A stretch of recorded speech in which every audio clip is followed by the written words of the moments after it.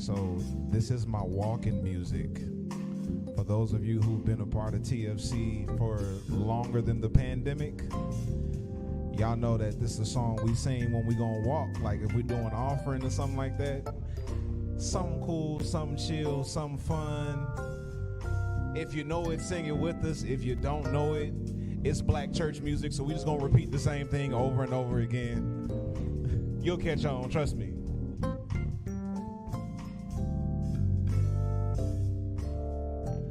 All right, let's sing it right here. Sing, just wanna praise you forever, forever and ever, and ever and ever, and ever, for all you've done for me, blessings and glory, and honor, they all belong to you. Thank you, Jesus, for blessing me. Stay right there. Sing, just wanna praise you forever and ever and ever and ever and ever, for all you've done for me. Sing, blessings and glory, and honor, they all belong to you. Thank you, Jesus, for blessing me. Let's take it up right here. Just wanna praise you forever and ever and ever for all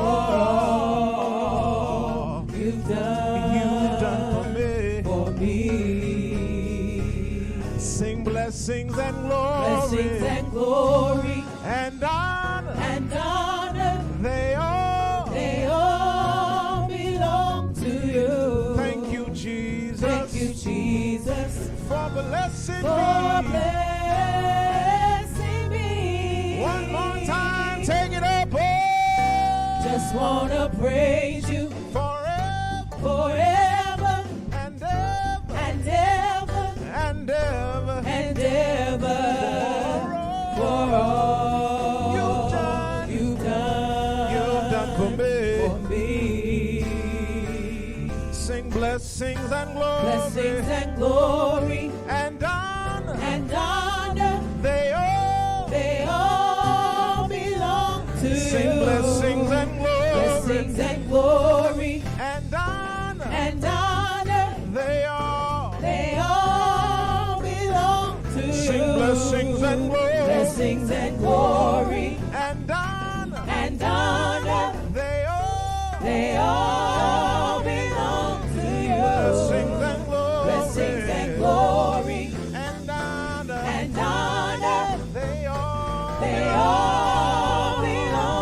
sing, blessings and glory, and honor, they all belong to you. sing, blessings and glory, blessings and glory, blessings and glory, blessings and glory, blessings and glory, blessings and glory, blessings and glory, blessings and glory, blessings and glory, blessings and glory, blessings and glory, blessings and glory, blessings and glory, blessings and glory, blessings and glory, blessings and glory, and honor,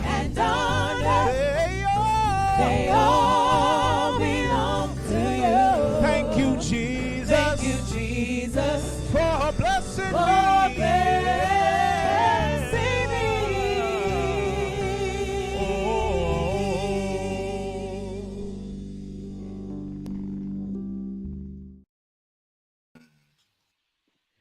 Well, hello, everybody. Welcome to Bible and Beyond Live. We are in the Christmas edition of the Context series. So if you're joining us today, like drop a comment, say hey. We want to say hey to you as well. Tell us where you're watching from, all the good stuff. It is a pretty rainy but not chilly day in Atlanta. It's weird, y'all, but it's a whole vibe. And we've got warm beverages all around to make it feel cozy, at least even if it's not cold outside.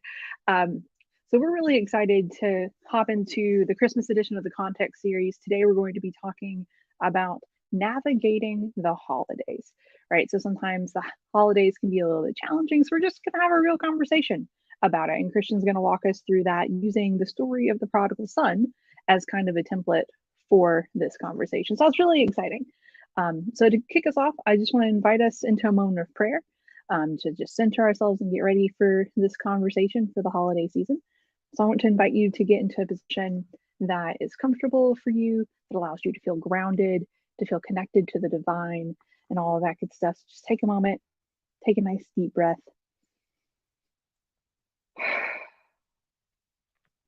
And just take a minute to notice the divine that is within you, the divine that is within those on your screen, and the divine that is within all of us who are gathered in community right now, no matter where we're at.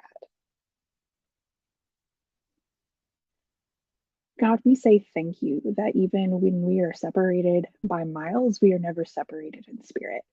We thank you so much for creating this space where we can have conversations like these, where we can get into the Bible or not sometimes, go beyond it, and just really have wonderful, frank conversation that allows us to think critically, but also invites us to grow spiritually and emotionally. I pray that you would be with us today as we engage this conversation, that you would give folks peace who need peace, warmth and acceptance who need warmth and acceptance, and joy who need joy. It's in your name we pray. Amen. All right, I'm also pulling double duty today. Harrison is not able to join us today, so I will be doing our Emerging Generations moment. So this is a moment for all of our youngest folks connected to TFC. So if you've got the kids around, bring them on over. So this is a moment specifically for them and for the, young at heart, the kid in all of us, right? So just like what Harrison does, I want to invite us to take a moment, wiggle your fingers, put your hands on your belly, and let's take 2 deep breaths in and out. One more time, deep breath in and out. All right, so for our Emerging Generations moment today, I just want to talk about how exciting and busy, but sometimes overwhelming the holidays can be, right? Like the holidays are some of my favorite times of year. Like I love decorating the Christmas tree. This is one of multiple that are in our apartment. But I remember, when I was a kid, the holidays are also just super busy. It's like every weekend you're rolling up in the car, going to somebody else's house, and maybe you know your parents' friends, and maybe you don't know their friends. And so you're just going to all these different places, and there's all this music and bright lights and flashing lights and all more sugar than like anybody knows what to do with. And it can be a lot. And I don't know about you, but in those moments, even though I'm with people I love, doing things that I love, it can just be exhausting. And sometimes it's like, I just need the lights to turn off for a moment and I just need to go lay down. Okay. And, if you're one of our youngest folks with us today, I just want to say that is okay and that is normal. So during the holidays, if it's super busy like that and you're kind of going all over everywhere and the lights are a lot, I want to invite you to talk with the grown-ups in your life to say, and have like maybe like a code word or a phrase saying, hey, I need a break. Okay. So maybe you just say, hey, I need a break. Or if you want to get super creative with it, maybe come up with a code word, like maybe, I don't know, grapefruit, whatever works for you, but just something that so that you and the grown up in your life know that you're feeling a little bit too bombarded or like too just like everything's too much right now with all the lights and stuff. And then go off to a quiet space, find a corner, maybe a room, maybe go to the bathroom for just a moment and do what we do here. Wiggle your fingers, put your hands on your stomach, and take a couple of deep breaths. Okay? That's perfectly okay. The holidays can be fun and stressful at the same time. Both of those things can be true at the same time. And it's okay if you need to take a break. Just need to tell the folks in your life who can help you make that space so that they know how to help. Okay. So that's the emerging generations moment for today, but we cannot end without doing our affirmation. Okay. So I want to invite you to again wiggle your fingers, hands on your belly, 2 deep breaths.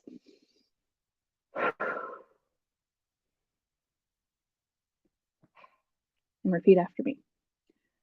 God made me on purpose. There are people here who love and affirm me. Today, I can include someone, disrupt what hurts others, and be my authentic self, just as Jesus showed me. Thanks much, y'all. And I believe we are now kicking it over to our worship team.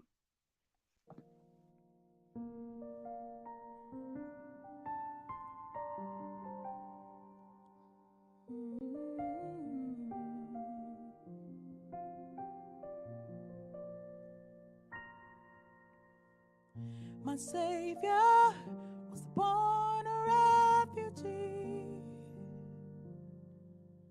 was haunted by his own country. From heaven, an unplanned pregnancy, adopted by his family. God is not untouchable. Jesus bared his heart and soul. Our eyes have seen the impossible. Now God is one of us. Oh.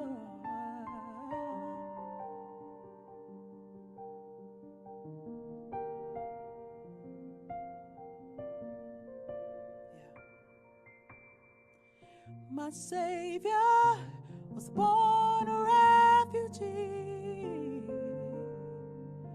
He suffered with the least of these. His kingdom for those in poverty,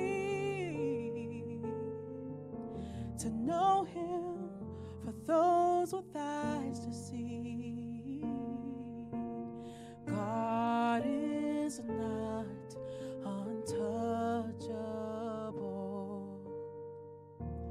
Jesus bared his heart and soul. Our eyes have seen the impossible. Now God is one of us. God, we thank you that you're one of us.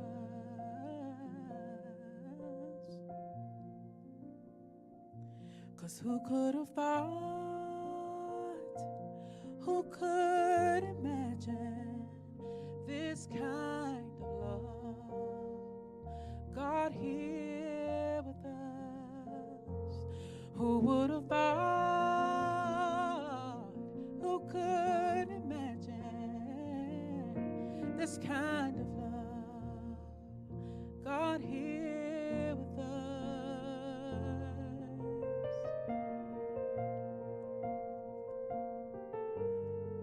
God, we thank you that you're here with us.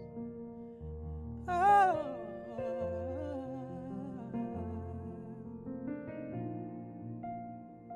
you're here with us. We're not by ourselves. Who would have thought? Who could imagine this kind of love? God here with us. Who would have thought? Who could imagine this kind of love? God here with us. God, we're thankful that you're here. We're thankful that you're here. That you're here with us. So grateful that we're not by ourselves.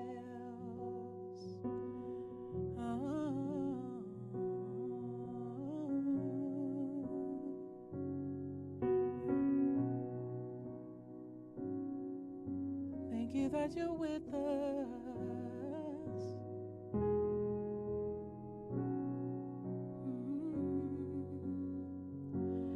Hallelujah, hallelujah. Heaven's love reaching down to save the world. Hallelujah, hallelujah. Son of God, servant King, you're here with us. Hallelujah, hallelujah. Heaven's love reaching down to save the world. Hallelujah, hallelujah. Son of God, servant King, you're here with us. You're here with us. You're here with us.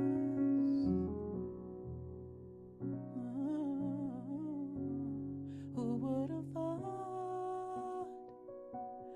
Who could imagine this kind of love?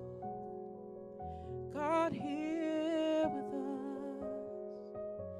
And who would have thought? Who could imagine this kind of love? God here with us. You're here with us.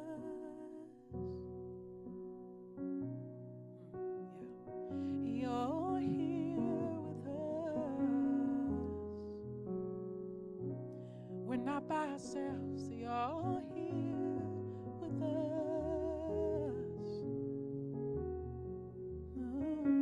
You're here with us.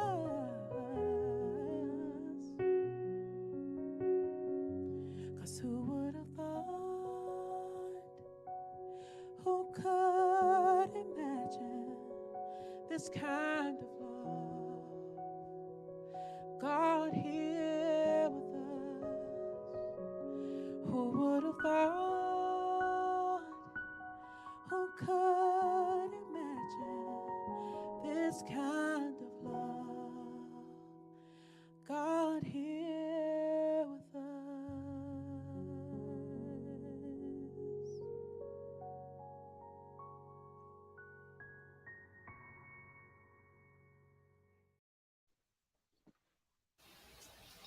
Every time.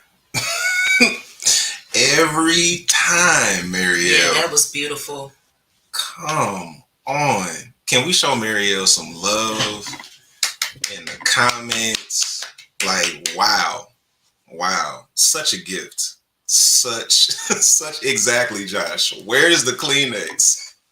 There was a moment there she was singing and I just kind of like lost track of where I was and was like, oh yeah, when she gets done, I got to be ready to do something. You need to be on go. Right. Better you than us, right?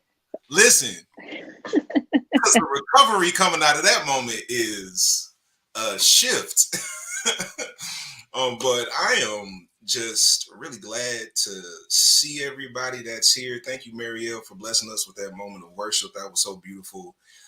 All of those of you who are with us in a virtual congregation today, it's good to see everybody. Autumn and Tracy and Queen and Aquilina and Derek and Robert and Nani and Renee and Lauren and Courtney. It's good to see y'all. Angela, Mom, everybody. If I missed you, I'm sorry. the Horse Knowledge Blueprint Show, whoever that is, it's good to see you. It's good to see everybody. And Derek's in there too. Yes, Derek, and I would imagine if Derek is there, Dewan isn't too far away. So we'll just say hi to Dewan. Derek and Dewan. Right. Right. It's good to see everybody. Let's just go ahead. Myron, you're on the screen. Let's just give you an opportunity to say hey to everybody, because everybody's so excited to see Myron on the screen. Listen, I am glad to be back on the screen, y'all. So it's good to see y'all. I'm excited to participate in this conversation. I am fully restored here. I am cleared and ready to participate. So I'm glad to be here. So, and I don't know who the Horse Knowledge Blueprint Show is, but I'm excited they're here as well. We were just talking about the Kentucky Derby right before we started this broadcast. So I mean that you are here is just a sign from God that we need to go. So. Listen, we're not going to get started with that right now. So for those who don't know Tiffany, who's up here at the top of the screen, Tiffany is a part of our Holy Smokes community, and she's been hanging out a lot with us. Tiffany, say hey to the rest of the TFC community. Hi, Ed. I am thrilled and honored. You put it together. I'm honored to be here. It's very exciting, and I'm just glad to be a part. Just glad to be a part. And Marielle, I don't know you. But that song, I didn't have tissues anywhere. And so I'm sitting here like my eyeshadow was gone. So anyway, bless you for that. But yes. It's good to be here. Tiffany and Myron got going backstage before we went live, and we almost didn't have time to prepare. But we did. You prepared. Yes, I prepared. Yes. Thank you to Tyranny backstage for being the executive pastor and bringing it to my attention. She said, Christian, if you want to give any instructions, you gonna have to stop Myron right now, because this rabbit hole he is going down, he is never coming out of it. He took us all with him. Yeah, so it's Christmas season. I'm excited to have everybody. You see, we got Isha here, Reverend Princess Isha, all the way in Long Island, New York. And that's just a reminder, we're not all in Atlanta. I know that sometimes it seems like TFC is an Atlanta church. We're a virtual community of faith. So, some of us are here in Atlanta, but Isha is in New York and Tiffany is in Virginia. And I know Josh Carpenter is in Florida, and Rob is in New York, and Renee is in Virginia. And we're all over the place. And that's just a part of this community. Yeah, scattered but gathered. That's another Marielle quote. We're scattered but we're gathered. Queen out in Houston. So it's good to see everybody from wherever you are as we go into this Christmas season. We just came out of the bulk of our context series, and now we've moved into this time of Christmas, also known as Advent. Oh yes, Jersey in the house. I'm sorry, Lauren. Let me not leave Jersey out. All over the country. We're glad to see everybody. So usually when we get into the Christmas season and we start doing, programming at church, we talk about the Christmas story, the particulars of the story, the meanings behind the story, so on and so forth. And we're going to do some of that. But today I want us to talk not so much about the story. I want us to talk about the season. I want us to talk about the effect and the impact that the season has on us. And in the coming weeks, we're going to dig into the story more. Next week, if you're available at 4:00 this time next week, the person who I think is most responsible for my passion about context will be leading Bible and Beyond next week. When I enrolled at McAfee School of Theology, I took Old Testament class from Dave Garber, and I remember almost every week he would say something about context. Every week he would say something about, hey, well, have you ever considered the David and Bathsheba story from Bathsheba's perspective? And I was like, well, you know what? And then he said, have you ever considered the story of Jericho from the perspective of an indigenous person? And I said, oh my God, right? And it was his questioning and his brilliance that just really got me into wanting to understand the context behind the scriptures that we read. So next week, he's going to lead us in a discussion about the context behind the scripture that says, "For unto us a son is born, a child is given." Right? He's gonna, is that Isaiah 9? 7, Isaiah 7. So Dave Garber's gonna be with us next week at 4 o'clock to get into the story. And then the following week we'll have worship. But today, let's talk about the season. Because for many of us during the Christmas season, we have plans. Many times our plans are rooted in being around friends and family. So today I want to talk about what it's like to be home for the holidays. And that doesn't mean everybody who is here is going home. All right. But if you're going to be around friends and family, particularly people that you've known for a long time, even if you're not going home, there's a return to home dynamics that happens during the holidays for a lot of us. And that return to home dynamics, it hits all of us differently. And that's what I want to talk about. There's a story in Luke chapter 15, which I think is great for the context series, to talk about what it's like to return home for the holidays. And I think this is great because we don't usually use this story in this way. It's the story of the prodigal son. I want to take a look at the story of the prodigal son because sometimes we need to look at the scripture for the context in which it exists and really dig into that context. And then sometimes we can take stories and apply them to our context. Even though they weren't written directly with that in mind, we can still extract messages from those stories without taking away from the original intent of the story. Does that make sense? Mm-hmm. Am I making sense? Okay, good.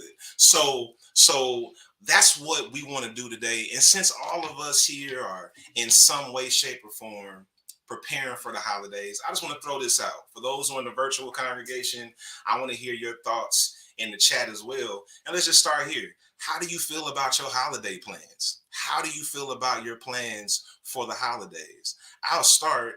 I feel good about mine because they're really loose. Mm-hmm.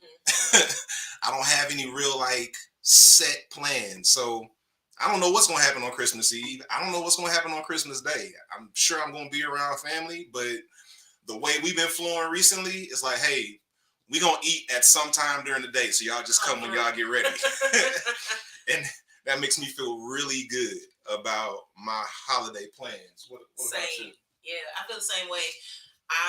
We did Thanksgiving like that where my sister made food. We all brought food, but we showed up whenever, and there was no pressure. There wasn't a 4 o'clock meeting time, so we weren't running around rushing because we all usually show up around the same time anyway, which is late on CP time. So we just all kind of staggered into the house, and we ate as we staggered into the house, and then by the time hour or so, everybody was there. So it was. I'm feeling real good about the loose plans. Yes. For the holiday, because it's not how I used to feel. So I like being in this place. Growth. Indeed. I love it. Isha, what about you? How you feel about your plans for the holiday? They're kind of mixed. I do have, I am home and I'm a mother of 2. So I'm excited that my daughter's coming up from Atlanta and my son, this will be his last year in high school. So it'll be the last time he's going to be, home with us before he goes to college. So I'm excited about that. But then, I think I'm sad because as an older person, like the people in my family, they've all passed away. And so thinking about the memories of what was, what we used to do. And now that I'm like one of the elders of the family, it's a lot of pressure.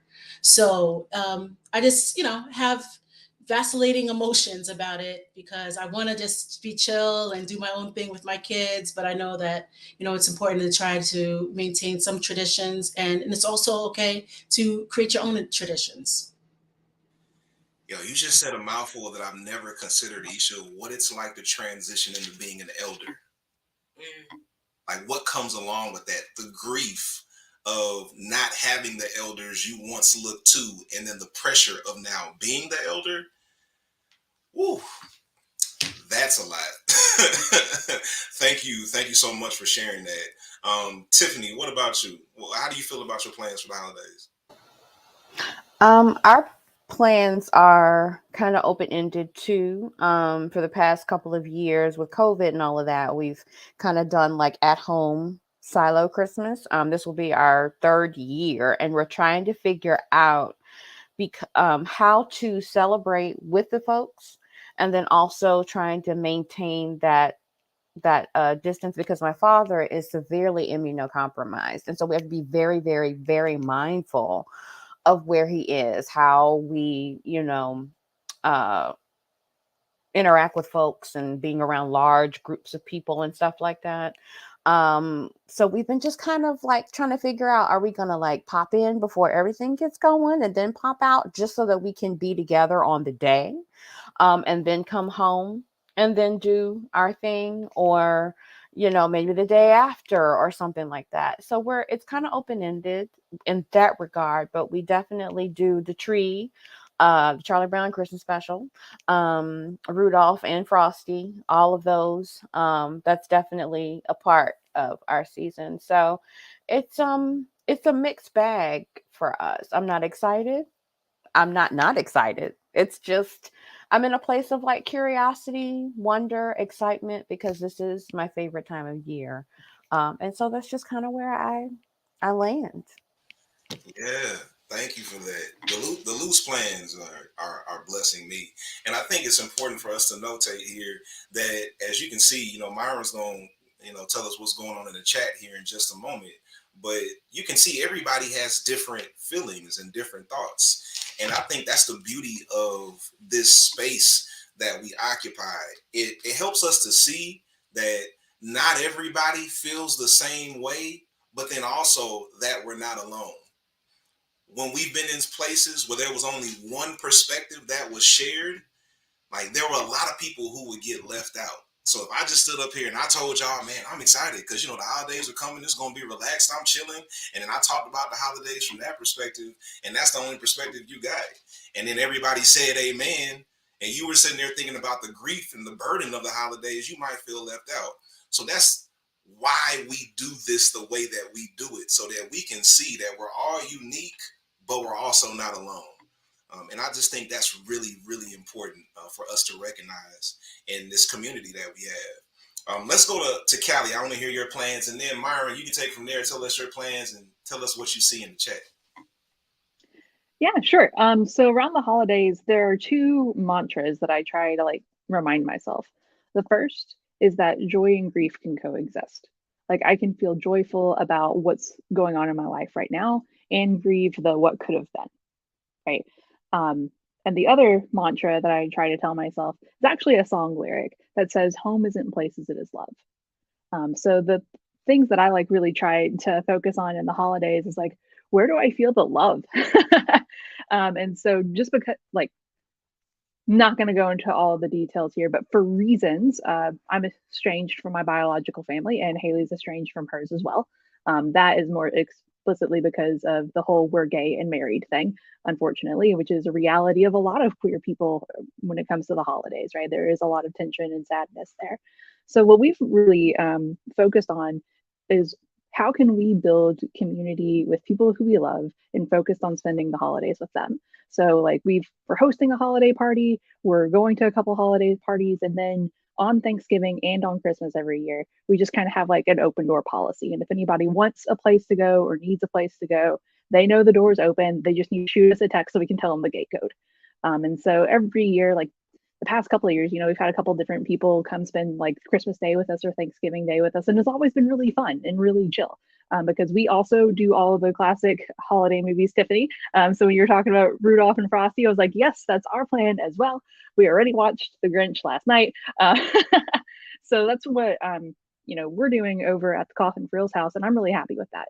It's a rhythm that we've been able to establish, pre-COVID, and been able to continue. And so I feel really at peace with that, frankly. And All you right. have And you have to add It's a Wonderful Life too. Well, yeah, of course, obviously. It's not a Christmas without It's a Wonderful Life. And you gotta watch A Christmas Story.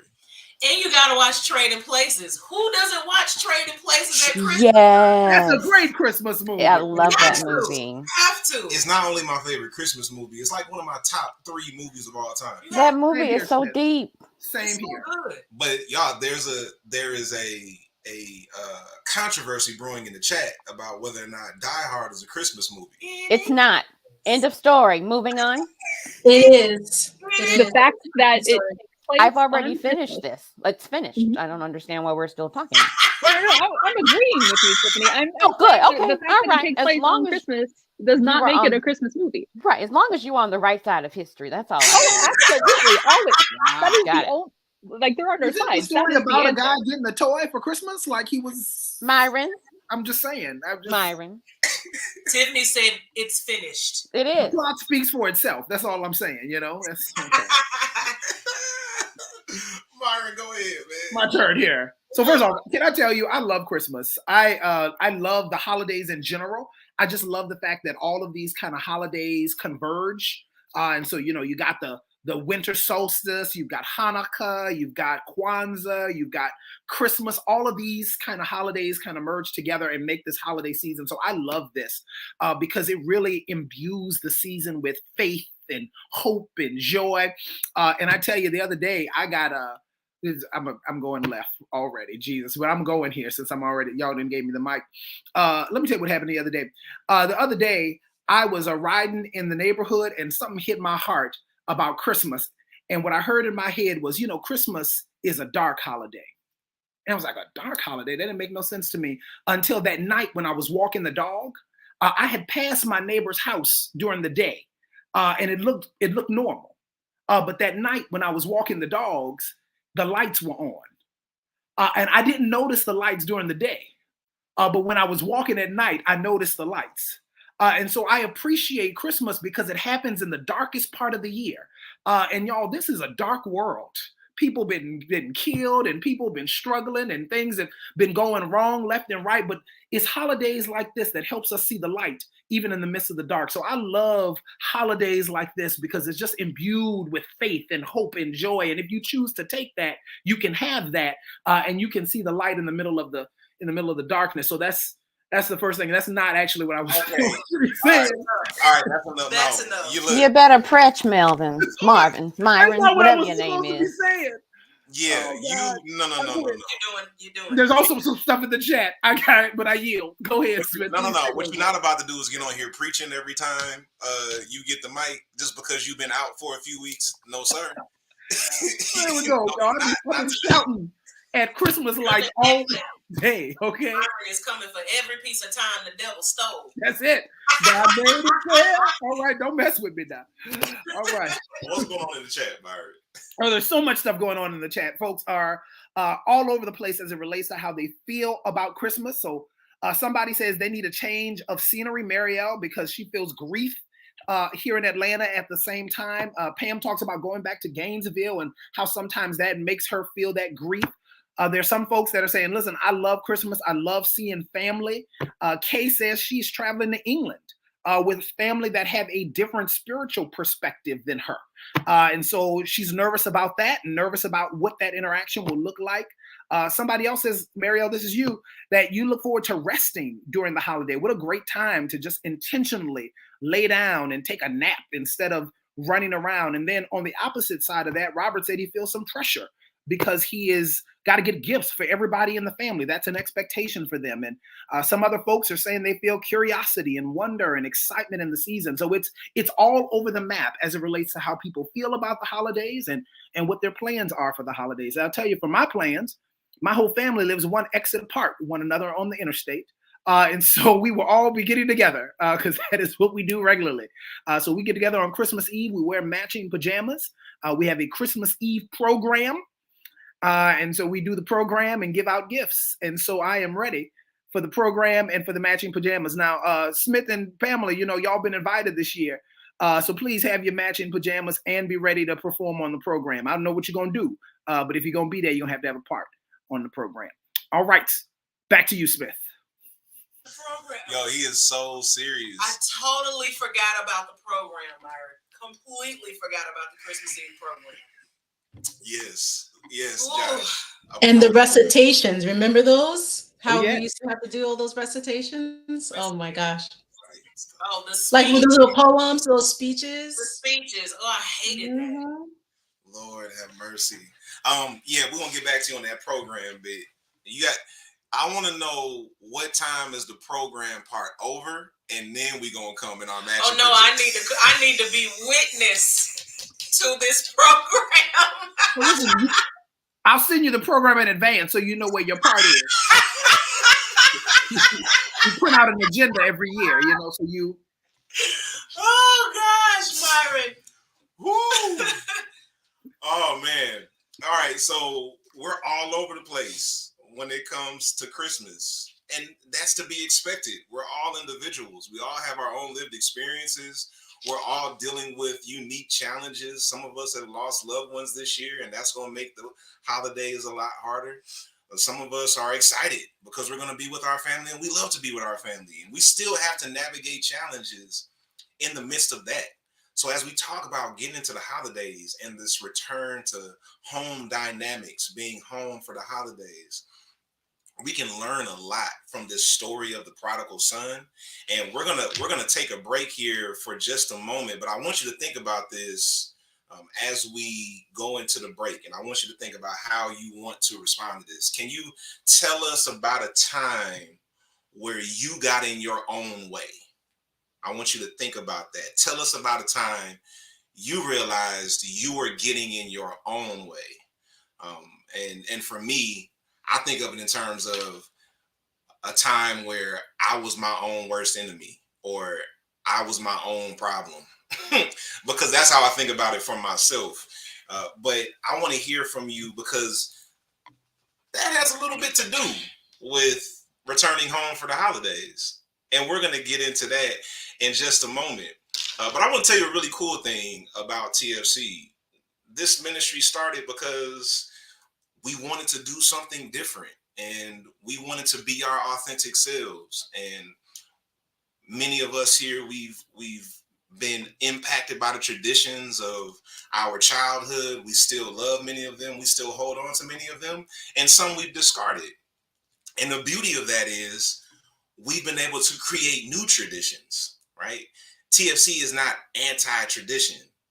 TFC just has different traditions than some other places. And one of those traditions that we started in 2018 was our Christmas worship experience, which functions a lot like the 7 last words in a lot of Black churches, where you get preachers who come together and they preach these 7 last sayings of Jesus on the cross. Well, at TFC, for the Christmas story, we have 5 different ministers from TFC who give brief inspirational messages that cover different portions of the Christmas story.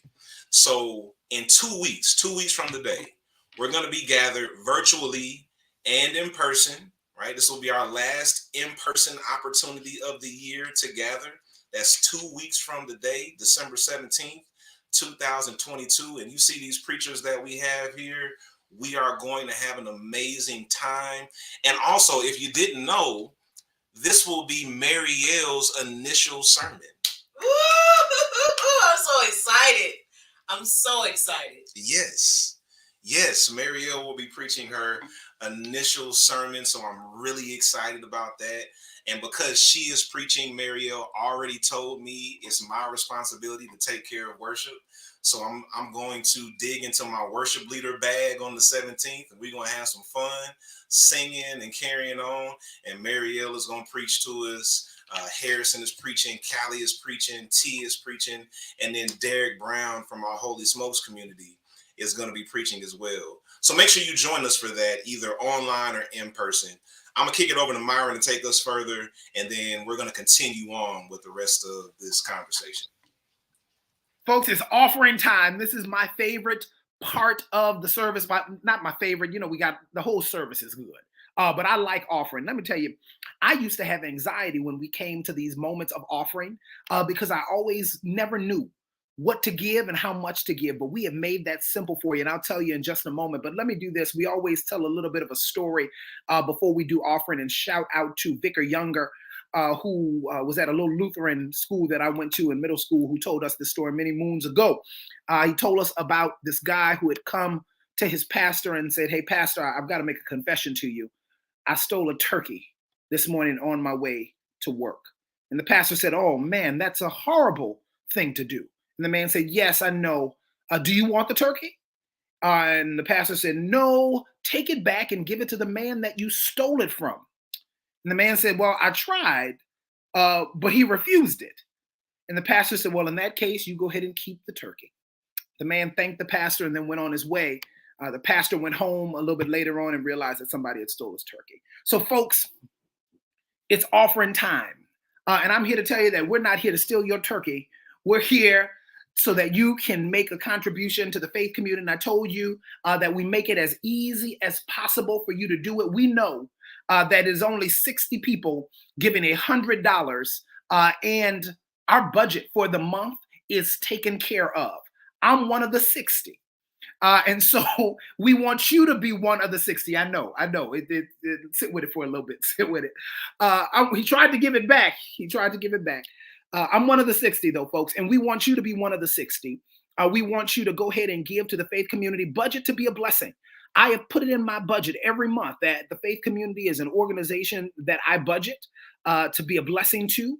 I give every month, and I don't have anxiety when I come to these moments anymore, because I know that I have done what I needed to do. I have done my part in making sure that this ministry is sustainable, that the work of this ministry continues. Because, even as a leader in this community, I am a part of this community, which means that I benefit from this work. I am blessed by this work. I'm encouraged by this work. We are deconstructing together, and that is what we are doing. And so this is a priority for me. There are several ways that you can give here at the Faith Community. One is by Givelify. Just search the Faith Community on the Givelify app. You can use Cash App, which is the cash sign, TFCATL. You can use PayPal. You can go to thefaithcommunity.org. Even if you go there, you will notice that it will take you right back to Givelify, because you don't need to have downloaded the app in order to give. So go ahead and do that. You can give that way. And even if you want to write a check out to the faith community, you can do that. And there is an address on where to send it, my friends. Somebody asked me the other day, can I do $100? Just do my $100 in a lump sum for the whole year. If you got it like that, we ain't mad at you. Go ahead and send that big check, big timer. I ain't gonna come and get it, just because, but you go ahead and send that check and we're happy to have it. So folks, we make this easy for you. 60 people giving $100. Go ahead and bless the faith community. Budget to be a blessing. At this time, we're going to do our giving affirmation. So if you would say it with me, it says, I don't give out of guilt, shame, or unhealthy obligation. I give out of gratitude for what God has given to me. I give because I believe in what God is doing through this community for me and others. I give because I believe that it will come back to me, good measure, pressed down, shaken together, and running over. And here it is, folks. I am loved, accepted, and affirmed here based on who I am and not what I have. Thank you for giving to the faith community. Thank you for helping to make this ministry sustainable. And I thank you that you have budgeted to be a blessing. Right back to you, Smith. Thank you, Myron. Thank you so much. Sharente, please don't encourage him. Please. He's bad enough without the encouragement. Don't. Just your compliments from Myron, just keep them to yourself. He's bad enough as it is. I mean, she got the joke. I appreciate that. No, the joke was hilarious. Okay, all right. The joke was hilarious. I had an audible outburst. My microphone was off. Yeah, it was funny.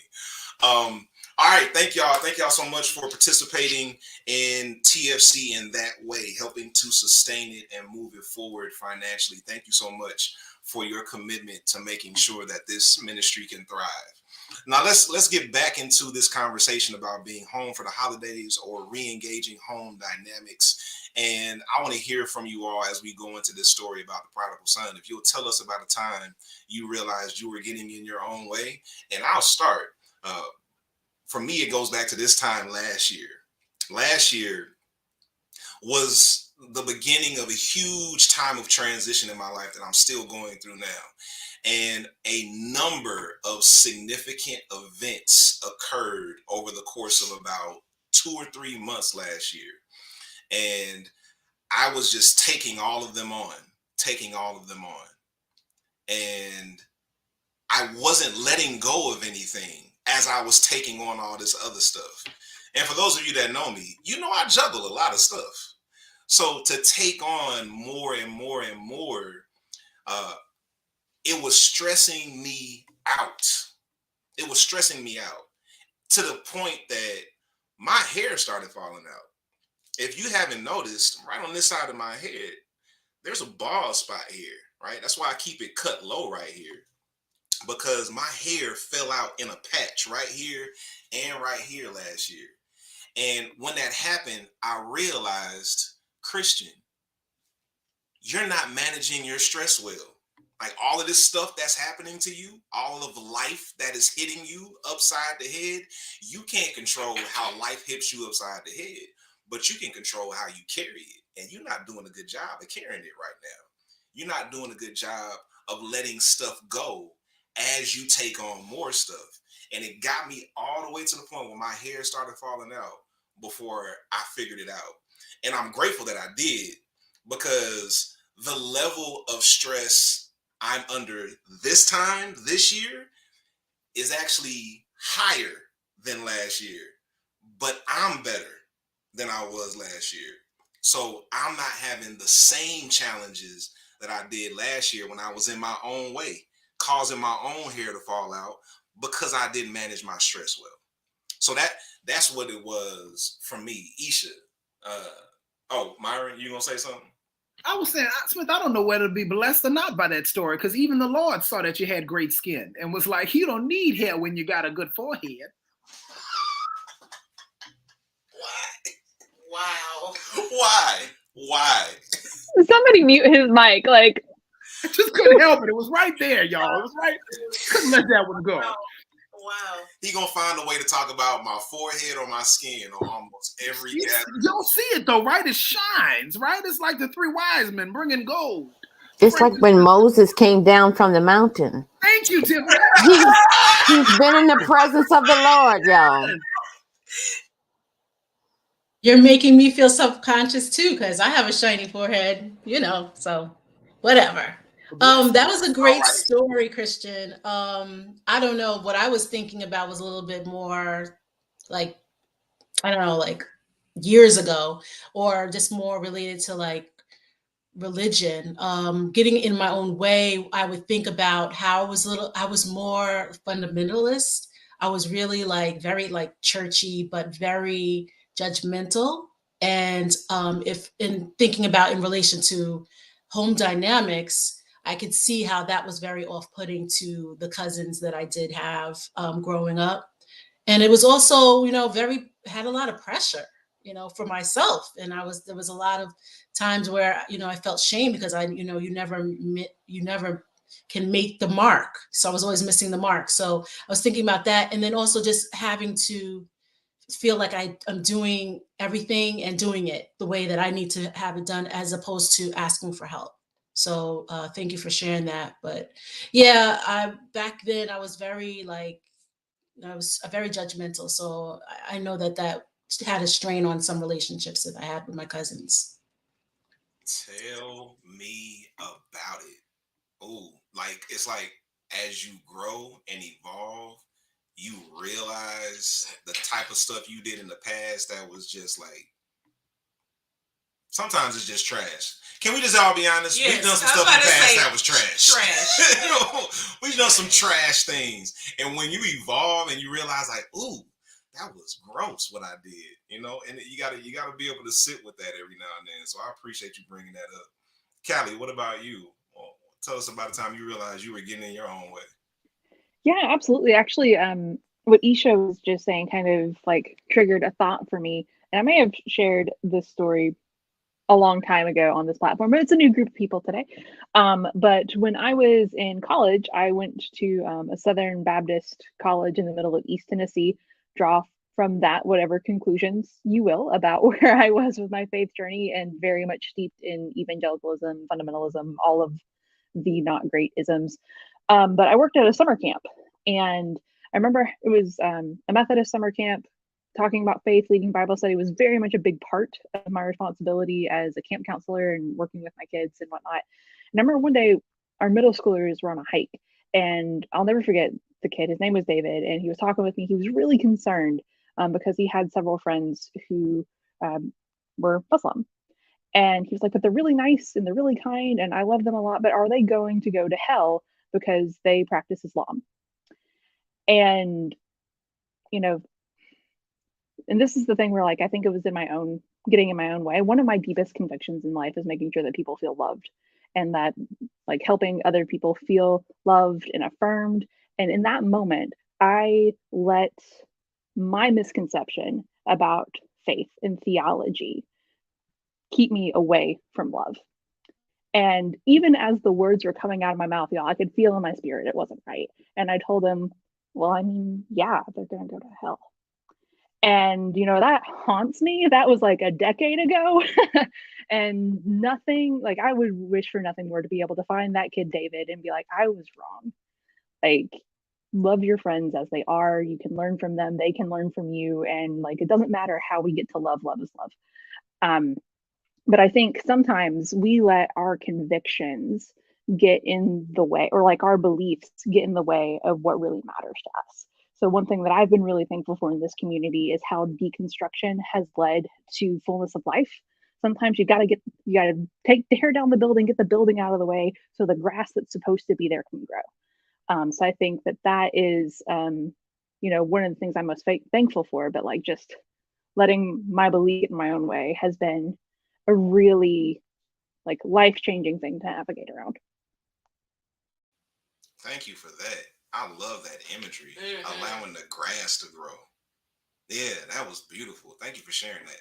Pamela, time you got your own way. Sure. I was going to tell a different story than I thought about yesterday when we were at the fabric store. So I was when we would go to the fabric store, my anxiety would be through the roof. You talking about somebody freaking out in the fabric store? I don't like tight spaces, and then the fabric is up to the ceiling, and the aisles are long, and all this other kind of stuff. Yes, so it freaks me out. So yesterday we went to the fabric store, and while Mom and Christian were at the cutting table, I took time to walk the aisles of the fabric store because I know my anxiety keeps me from enjoying what I enjoy, which is creativity. I look around at fabrics and I get really creative and I get inspired to make stuff and do stuff. But I can't do that in the fabric store because my anxiety will not let me. So yesterday, I looked at the end of the aisle. If you've ever been in a fabric store, one end of the aisle is just more fabric in another row. And then the other end, you can see people and whatever. So I walk down the aisle of the fabric store and I can feel my heart just like beating out of my chest because my anxiety is growing. And I realized in that moment that the reason why I felt anxious is because it felt like it was trapping me. So what I did was, instead of turning around, I said to myself, Pamela, I know you feel like that. I know it looks like that, but that is not the truth. When you get to the end of the aisle and turn the corner, you can keep going. It's not a trap. It's not going to close in on you. But that has been, how long has P Square been in business? About 9 years. It'll be 10 years next year. Yeah. I have been that way for 9 years. Like, the first time I went in like a real fabric store, I turned around and left. But she did. Yeah, turned around and left. She's like, I can't do this. Can't do that. But yesterday, I realized that my anxiety has kept me from enjoying that place that I really enjoy. So I took my deep breaths. And like my therapist always says, you have to remind yourself of the truth. And that's what I tell my clients. So as I was walking down the fabric aisle and it just looked like it was never ending, I took that breath and I reminded myself that it wasn't a trap. And I went around the corner and I saw people, and it was all good. But I had to get out of my own way first. Yes. And those are like significant victories. For those who deal with anxiety, you know, when you can work through something that has caused you anxiety for years, that is a huge victory. It was like a small little segment of exposure therapy I did on myself. I just kept going, even though I was really uncomfortable. I was really mindful of the way my anxiety was growing, but I just kept reminding myself of what the truth was. And I was able to work through the moment. Yes, absolutely. That's great. Thanks. Tiffany, what about you? A time you realized you were getting your own way? Mine is, it's kind of along the same lines of the judgment story, but I don't like going into fabric stores either, Pam. But it's for different reasons. The fabric stores here have a lot of mean white women in them, and so I just don't go. But anyway, what caused me to get into my own way was I had to kind of let go of judging where love comes from. um I don't know if this is something that other people may do, but I know for me is I judge the people. I can be really judgmental on internally. I'm not outwardly judgmental, but I can be internally. And the people that kept showing up in my life to be a friend, to be compassionate, to be loving, I judged that because there were certain people I wanted it from and certain people I didn't want it from. And the people that I didn't want it from were the ones that kept showing up, or they didn't come packaged the way that I thought they should have. And I live between two poles. I think we all do, where I either let everybody in or let nobody in. And so within the last couple of years, I've kind of come to the middle of the road, and I let people in, but of course I'm cautious because you just have to be that way. But one of the biggest things, the biggest change for me was letting go of the judgment and accepting the love that came, and understanding that everybody wants love, everybody needs love, and the sources that it comes from, it really doesn't matter.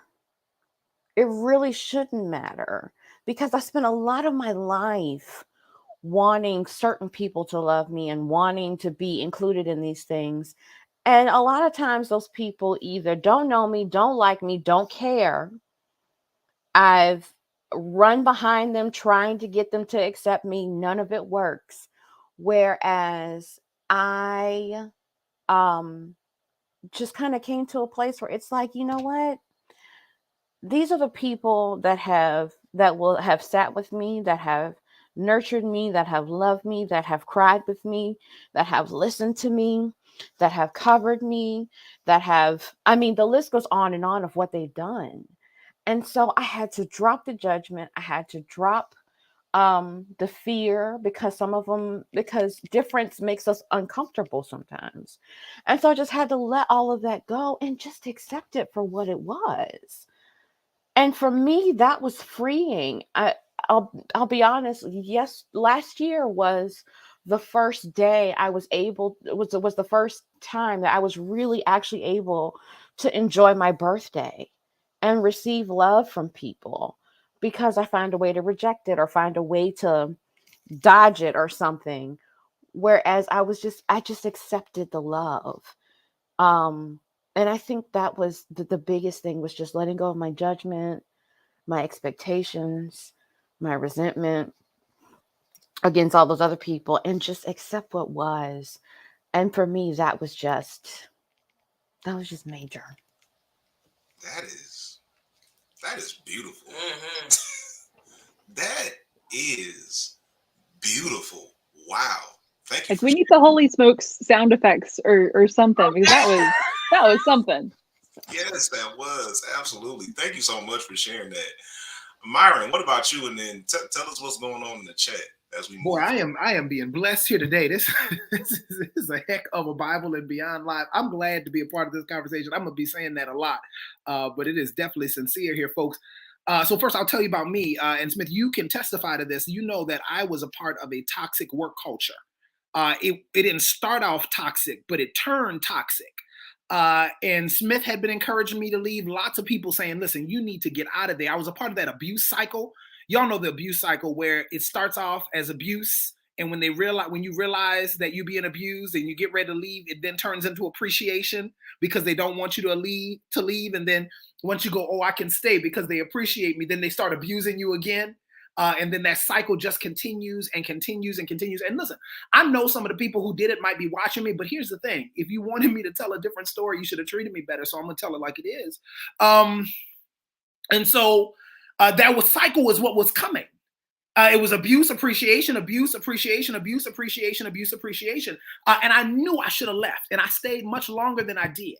But finally, with the help of some friends, I got the courage to put in a resignation letter. And it was like soon as I put in the resignation letter, it cleared the paths for all the blessings that I needed to come, because I turned in a resignation letter on that Tuesday. By that Friday, I had another job. Somebody called me and said, listen, we've got an opportunity that we've been thinking about you for. Are you interested in this? And I keep thinking of that. What is that quote by the German philosopher Goethe that says, at the moment of commitment, the whole universe conspires for your success. And it's like when I said yes, everything around me said yes.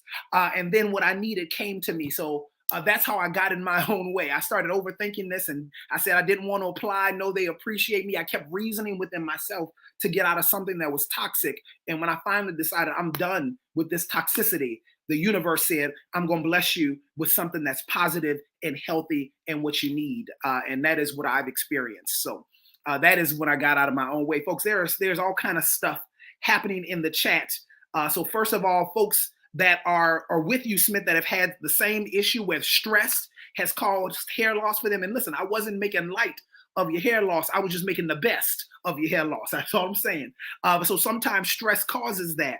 And so you don't want that to be trapped in your body is what I'm saying, but if it is, God will make the best of it is what I'm saying.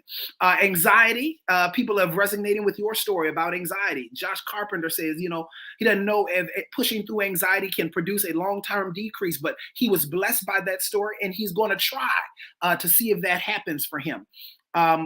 Tiffany, what you talked about when you mentioned love. Oh my gosh, people are in the chat. Matter of fact, Autumn is quoting you, letting go of the judgment and accepting the love that came. That is resonating with folks. It is there with them. It's something for them to chew on.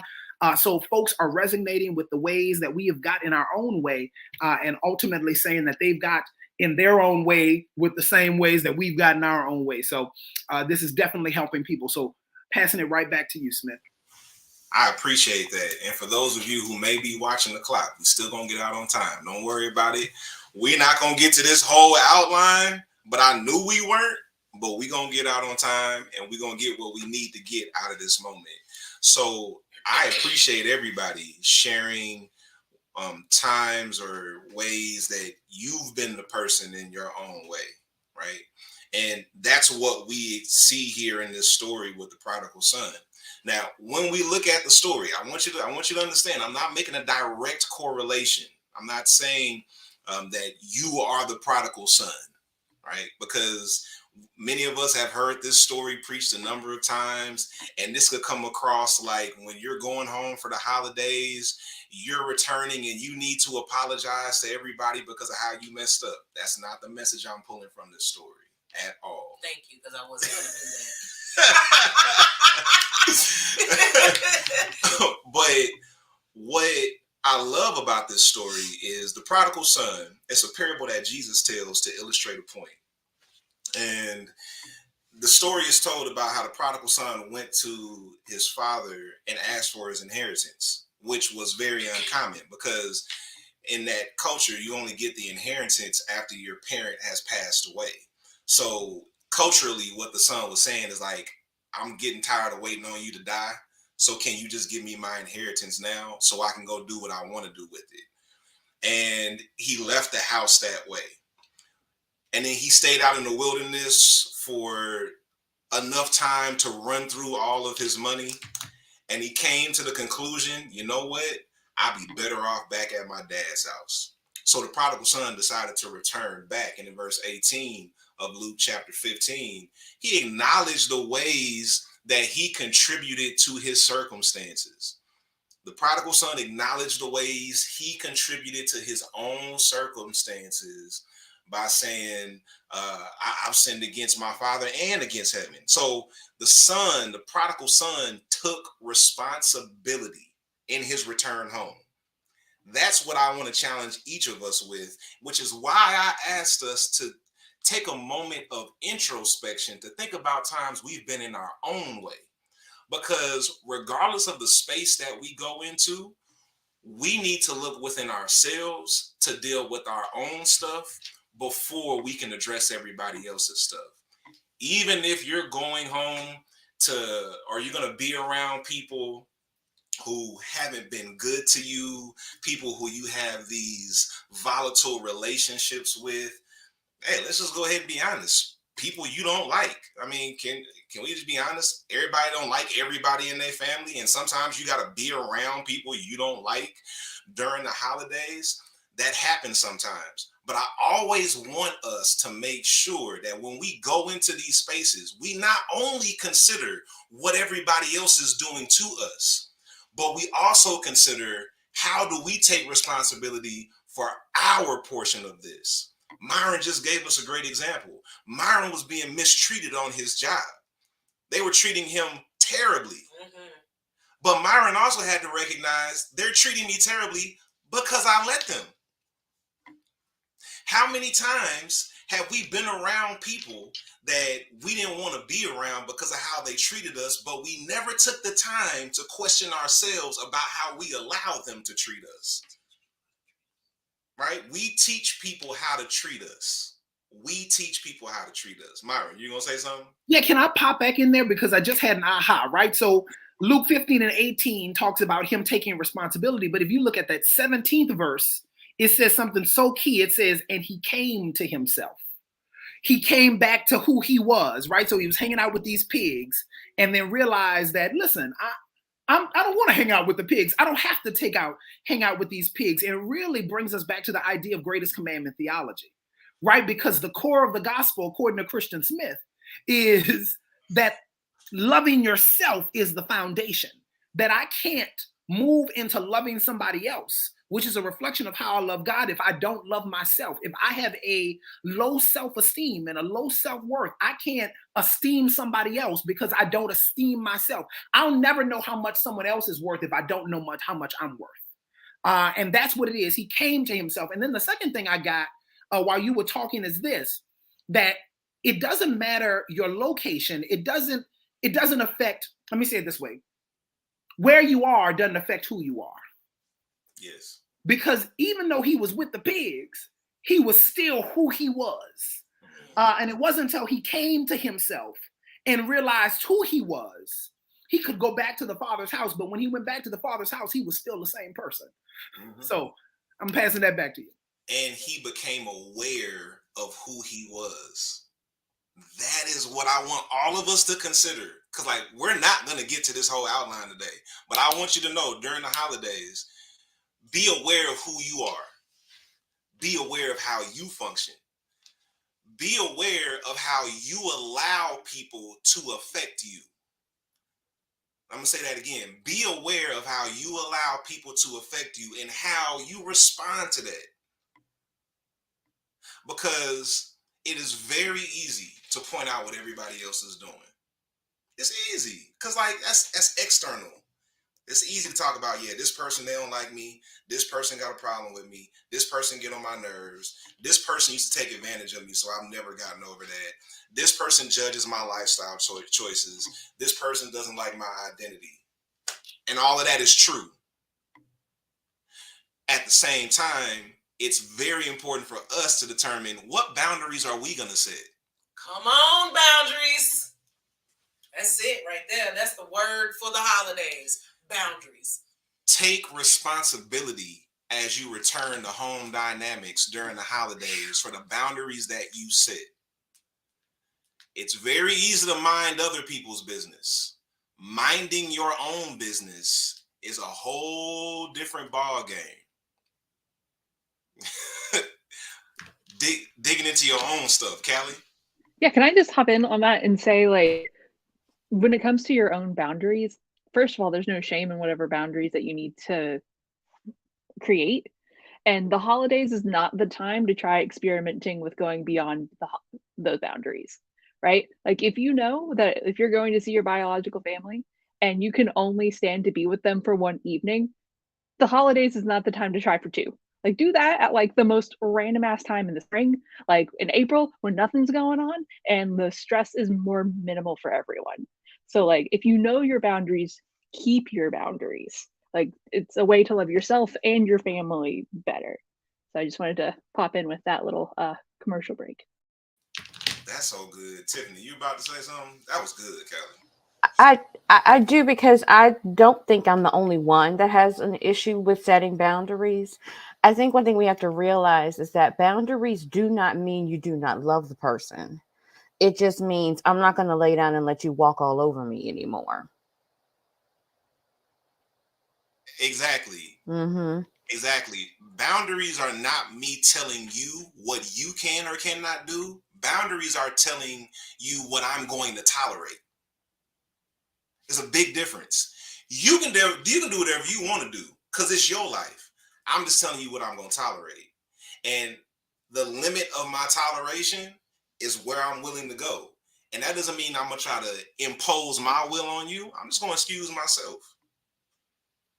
I don't try to impose my will on the other people. You want to do this stuff that does not sit well with my spirit, that disturbs my peace. My boundary is at that point, it's time for me to excuse myself. And some people, this holiday season, you might have to leave early. Come on, somebody. Can I just add something to this boundary conversation? Because I know I spend a lot of time talking to people about boundaries. And the thing that makes boundary setting hard is how we feel or what we think the other person is going to feel about the boundary we set. Yes. That is the hump we all have to get over.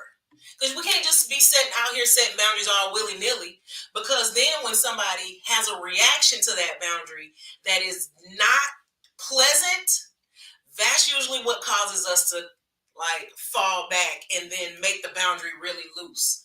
So we got to be honest and not just pretend like we don't care when we really do care about what people think about us. That's human nature. Yeah. So that is a big part of boundary setting. If when you're thinking about boundaries you need to set with people, you also have to consider how that's going to make you feel if the person doesn't have a positive response to your boundary. Yes. That is the part that's the part that we have to do the work on. Yes. I need to be okay if they get upset about my boundary, because I am taking care of me. And my loose boundaries don't take care of me. They just accommodate you and give you room to do more harm to me. So no, I'm going to make boundaries for myself, and I am going to work on being okay if you don't like it, because this ain't about you. This is about my health and my self-care and what I need to do for me. I still love you, but I also love me. I'm being considerate of you, but I'm also being considerate of me. And when I don't create boundaries that keep me healthy, then it's just a free-for-all for everybody, and I get left completely out of the equation. Then I got to do all of this work to recoup when I get home. I'm not doing that. Not doing it. Not doing it. And you should. For sure. And I think too, with this boundary conversation, one thing that's also important is like, yeah, my boundaries are for me, like first and foremost, but my boundaries also for you. Because if I push myself beyond my boundary or I accommodate something in my boundary that shouldn't be there, like you're not gonna like the me you get. Like I try to be a really compassionate person, but I have my moments where my temper snaps, right? And it's like you don't want that for me. I don't want to treat you that way, which is why I'm putting this boundary in place. I'm putting it in place to protect myself, but also to make sure that I treat you compassionately. Like this is like, you know, and perhaps that's helpful for somebody who's still in that space of like, oh, if I set a boundary, I'm selfish. You're not, first of all. But if that justification helps, I offer it to you. It's not just for you. It's for the people that you're putting that boundary up for as well. And can I also add to that, the person in their response to the boundary, because I have different types of people in my life, I just kind of feel like we need to say, be prepared for it to get ugly with some of these people. Because when people see that that you aren't gonna allow them to have the same access to you that they did, it can cause them to lash out. It can cause them to be like they're going to cut you off. They could unfriend you. They could do all of this. And then they're going to try different things. They're going to try being sad. They're going to try being angry. They're going to try, withholding money. They're going to do all kinds of things to keep you from. And I'm saying this because I'm telling you what I have experienced. And so you have to be prepared sometimes for the worst, because these people are going to bring it because they need that access to you to keep them going. You are their life force. And then once you have taken yourself away from them, they don't know how to make it. So you have to be able to draw that line and keep it. If that, Yeah. I was going to say boundaries like that will also give you space to evaluate these relationships. Mm-hmm. Because if you're setting boundaries with people and they are flipping out on you, Mm-hmm. and they can't get over themselves so that it's not a personal offense, then you probably need to spend some time reevaluating that relationship. Because I can understand somebody being caught off guard and put off by it. But if we can't work together so that I am my best self, we need to figure this relationship out. I might not need to hold on to this as tightly as I am. If you don't want me to take care of me. Yeah. If you don't want me to take care of me, then I need to question the strength of our relationship. Peace. Here's what I want everybody to consider during the holidays when it comes to your boundary setting, because what has been shared here is so important, that there is that anxiety or discomfort when you consider how are people going to respond. So I want you to actually sit with that before you set the boundary and ask yourself this question: what's at stake? Mm-hmm. What's at stake if I set this boundary? And work through that for yourself. Because if you work through it for yourself, if the worst possible scenario happens, you have already processed it. Because sometimes what's at stake is the end of the relationship. And then you get to determine, will my life be okay if I don't have this relationship? Will I be able to move on without this relationship? And generally, you can. Because no relationship, no interpersonal relationship is more important than relationship with yourself. So you got to ask yourself, what's at stake if I set this boundary? And what's at stake if I don't set this boundary? Yeah. Because if you don't set the boundary, you also got to consider what you lose in that instance too. Risk. Everything isn't black and white. It's like everything isn't all good if I make this decision and all bad if I make this decision. Sometimes there's good and bad on both sides, and you have to determine which one do I value more highly. And that's your decision for yourself. That's your decision. You have to take responsibility when you return to home dynamics for the holidays. Take responsibility. Here are 3 other things I want you to consider. I want you to be mindful of from this prodigal son story. The son took responsibility. When he got home, his father received him. The person that he insulted the most when he left was the person that gave him the warmest reception when he got home. There will be times where you encounter people during the holidays who you haven't been great to, but they're going to give you the love that you needed. They're going to give you the affirmation that you needed. So there will be people that will receive you when you go into these home dynamics. But also, there will be people who reject you. The brother rejected the prodigal son. He was upset. He was angry because the prodigal son was getting something that he never got. So now he had an issue with the celebration for his brother. And there are going to be times when you go home, you're going to get rejected. And it's better to know that up front so that you know how to regulate your emotions as you navigate that. So his father received him. His brother rejected him. And then the part that I love the most is that the servants rejoiced with him. When he got home, he told his dad he was sorry. His dad said, don't even worry about that. As a matter of fact, his dad didn't even say anything to him. When you read the text, the son said, Dad, I'm sorry, I messed up. The father said, hey, y'all get the fatted calf. We about to party. My son is home.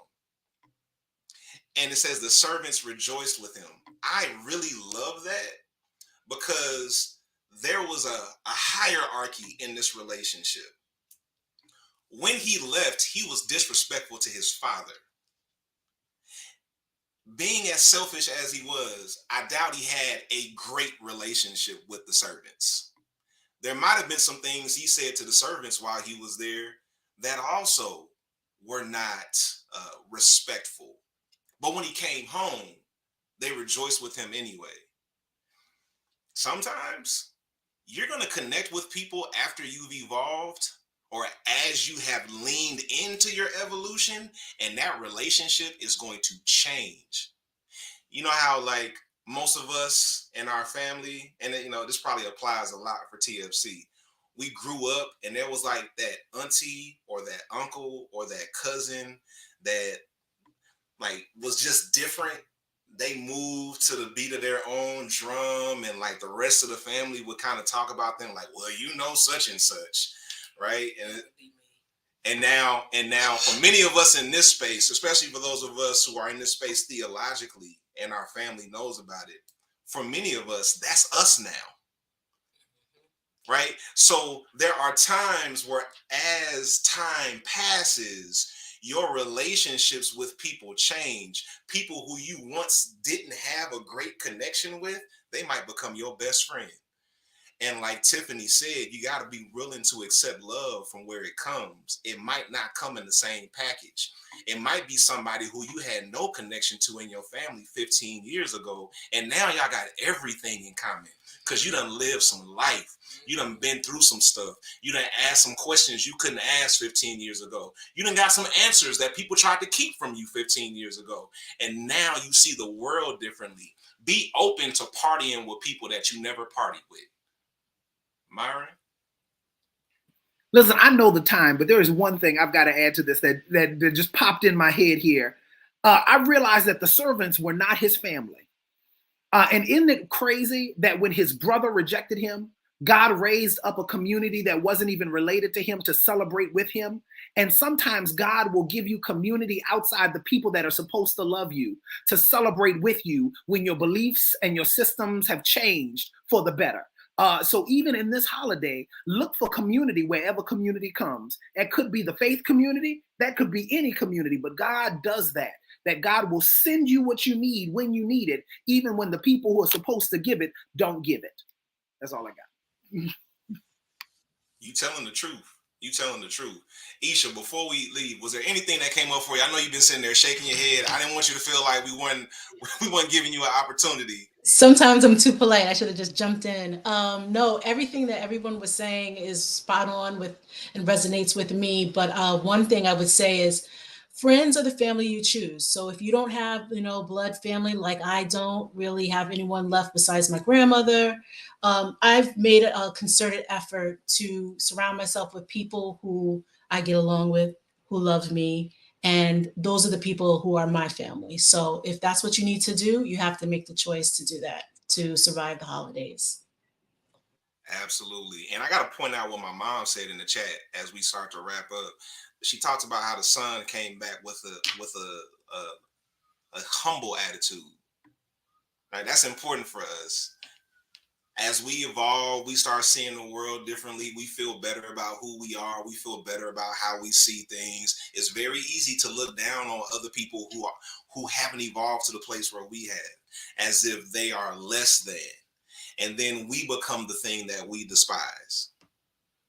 So let's make sure any space that we go into, we go in with a spirit of humility. That doesn't mean we're going to let people mistreat us, but we're not going to mistreat other people.